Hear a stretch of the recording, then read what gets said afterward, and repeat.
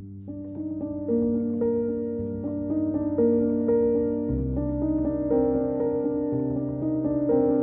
יש כאן מישהו שמרגיש אשמה על זה שהוא לא עושה מספיק, לא יוצא מספיק,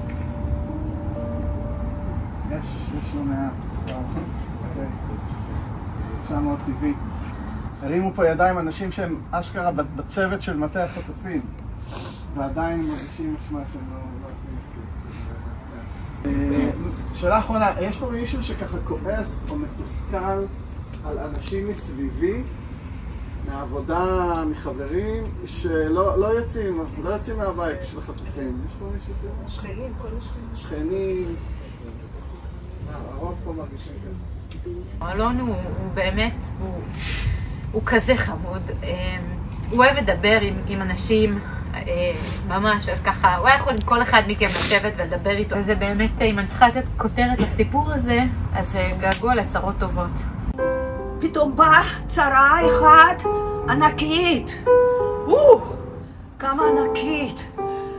אם היה אפשר לעשות כזה עסקה, עסקת חילוף כזה, קחו את כל הצרה הזאת ממני ותביאו את הצרות הקטנות במיליונים. זה כבד כל כך, אבל אני נזכרת בשיחות שלנו.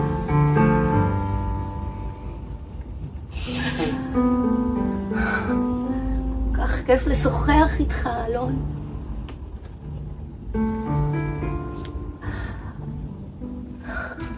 אני כבר מחכה.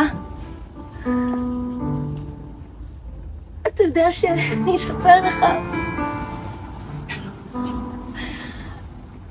ואני מחכה שתחבק כבר.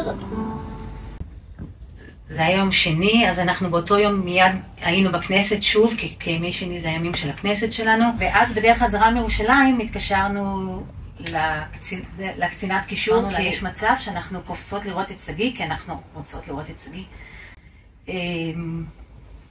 ואז היא חזרה אלינו אחרי איזה 20 דקות, והיא חוזרת ואומרת, בואו, עכשיו. כל שני אני בכנסת, לא רק אני בכנסת.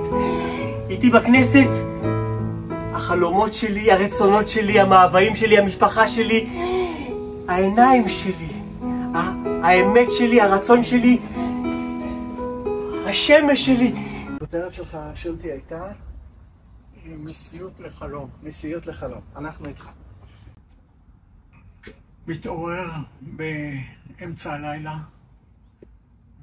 וחושב לי מה עוד לא עשיתי, מה עוד לא עשינו, מה עוד אני יכול לעשות. וכל הזמן מרגיש כמו משהו מלקר בי. המחשבות, אני לא יכול, אני לא מסוגל להירדם. אני לא מסוגל, ואם אני נרדם אני מתעורר, ואני פשוט לא מבין, מה? שתף. מה עובר עליך? איך הם יכולים להיות כל כך לא? איך הם לא מבינים שזה הדבר הכי חשוב שצריך לעשות? שקט של שמחה, של סיפוק, שקט של רווחה, שקט של לבבות שהתרפאו והתאחו אני אמשיך לחלום. אבל חיבינו כבר את האפליקציה. דוס פואה.